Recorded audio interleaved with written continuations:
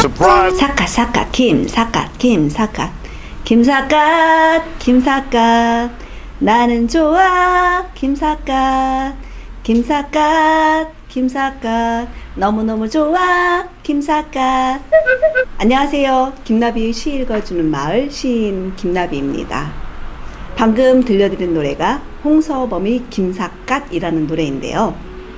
김삿갓 하면 삿갓을 쓰고 전국을 방랑하며 시를 지은 민중 시인으로 알려져 있습니다.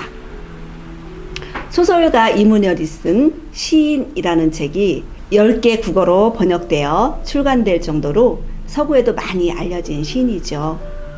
서구에서는 낭만파 시인 윌리엄 워즈워드에 비견할 정도라고 하는데요. 오늘은 그 김삿갓에 대해 얘기해 보겠습니다. 김삿갓은 조선 후기의 시인입니다.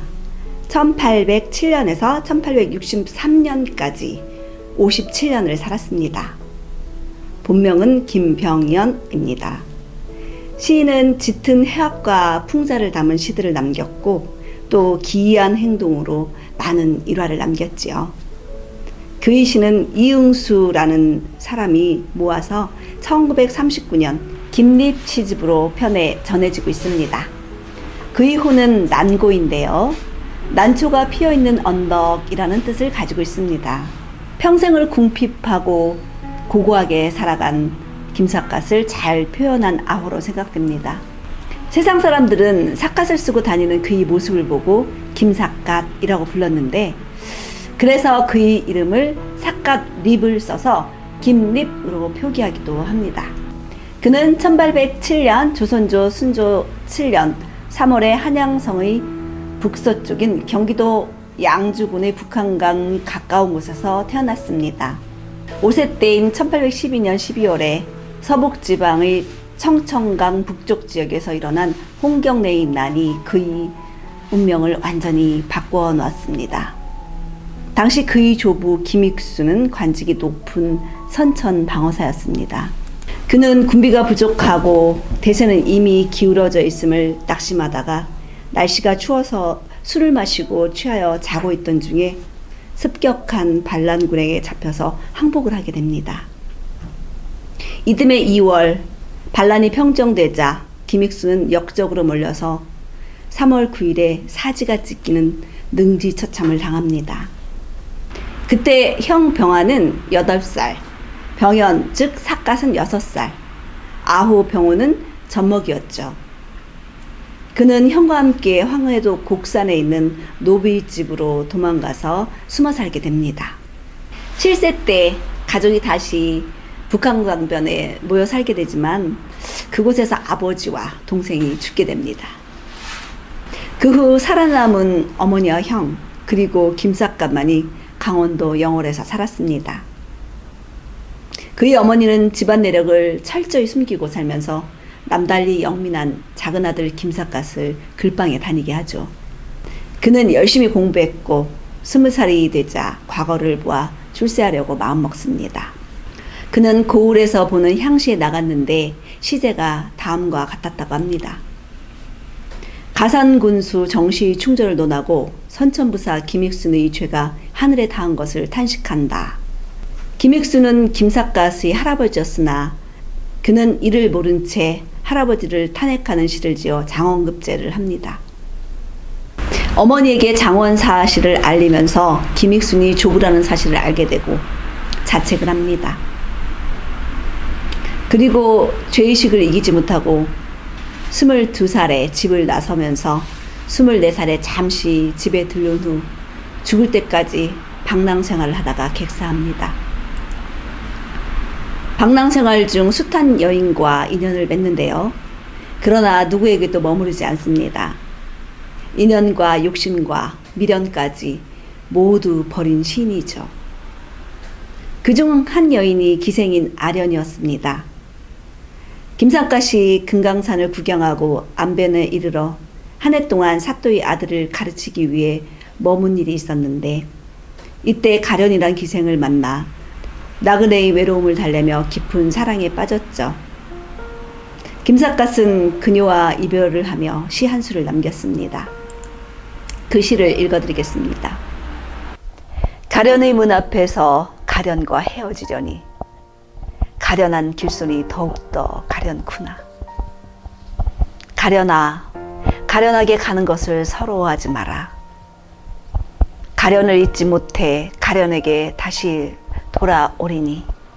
가련이라는 기생에게 가련의 원뜻을 교묘하게 살리면서 재미있게 쓴 시입니다. 김삿갓은 방랑 생활을 하면서 서민들의 애환을 시로 읊어 조선시대의 서민문학의 큰 틀을 마련하죠. 또한 해학과 풍자로 세상과 양반들을 조롱하는 시를 씁니다. 그중 한 수를 소개하겠습니다. 김삿갓이 어느 양반집에 갔더니 양반 임내에 거드름을 피우며 족보를 따져 물었다고 합니다. 집안 내력을 밝힐 수 없는 삿갓으로서는 기분이 상할 수밖에 없었겠죠. 이에 주인 양반이 양반으로 대접을 받으려면 행실이 양반다워야 하는데 먼 길을 찾아온 손님을 박대하니 그따위가 무슨 양반이라고 놀리는 시를 짓습니다. 읽어드리겠습니다.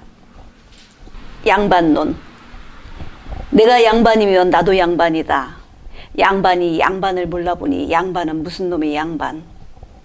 조선에서 3가지 성만이 그중 양반인데 김의 김씨가 한나라에서도 으뜸 양반이지. 천리를 찾아왔으니 이달 손님 양반이고 팔자가 좋으니 금시 부자 양반이지만 부자 양반을 보니 진짜 양반을 싫어해. 손님 양반이 주인 양반을 알만하구나. 이렇게 평생 떠들던 김삿갓에게도 아내와 아들이 있었는데요. 그 가족들은 얼마나 마음고생이 심했을까 생각하면 가장으로서는 좋은 점수를 주기가 힘듭니다. 한 번은 강원도 평강으로 아들이 찾으러 갔는데 김삿갓은 아들에게 심부름을 시킨 후 돌아오지 않았다고 합니다. 또 한 번은 전라도 여산으로 아들이 찾아갔는데 이번에는 볼일을 본다고 수수밭에 들어간 뒤 사라졌다고 합니다. 또 한 번은 안동으로 찾으러 갔는데 이번에는 아들이 잠든 사이 한밤중에 도망을 했다고 합니다. 어지간히 속을 썩인 아버지였습니다. 그러다 결국 1863년 전라남도 화순군 동복에서 객사를 합니다. 그곳에 묘를 썼으나 3년 후 둘째 아들 익균이 지금의 자리인 강원도 영월로 이장했다고 합니다. 김삿갓은 천여 편의 시를 쓴 것으로 여겨지지만 현재까지 456편의 시가 찾아졌습니다. 그가 현대인에게도 익숙한 사람이 된 것은 구전으로만 전해오던 시들을 이응수가 전국을 돌아다니면서 모으고 정리해서 그가 죽은 지 76년 만인 1939년에 김삿갓의 첫 시집인 김립시집을 엮어낸 덕분이죠. 또한 그 속에 실린 내용과 형식이 다양한 시들과 흥미있고 통쾌한 일화들을 자료 삼아서 여러 시인 작가들이 시집과 소설로 발간하였기 때문이기도 하죠. 강원도 영월에 가면 김삿갓 유적지가 있습니다. 영월 서부시장에서 약 20분 정도 운전하면 김삿갓 면이 나오는데요. 그 김삿갓 면에 가면 김삿갓의 시와 함께 얼굴 조각상, 그의 생애를 적어놓은 곳도 있고 김삿갓 유적비도 있습니다. 그리고 걸어서 1분 거리에 그의 묘역도 있습니다. 한번 방문해 보시는 것도 좋을 듯 합니다. 오늘은 여기까지고요. 다음에 다른 시인과 삶을 만나보겠습니다. 지금까지 김나비의 시 읽어주는 마을 시인 김나비였습니다. 구독, 좋아요 눌러주세요. 감사합니다.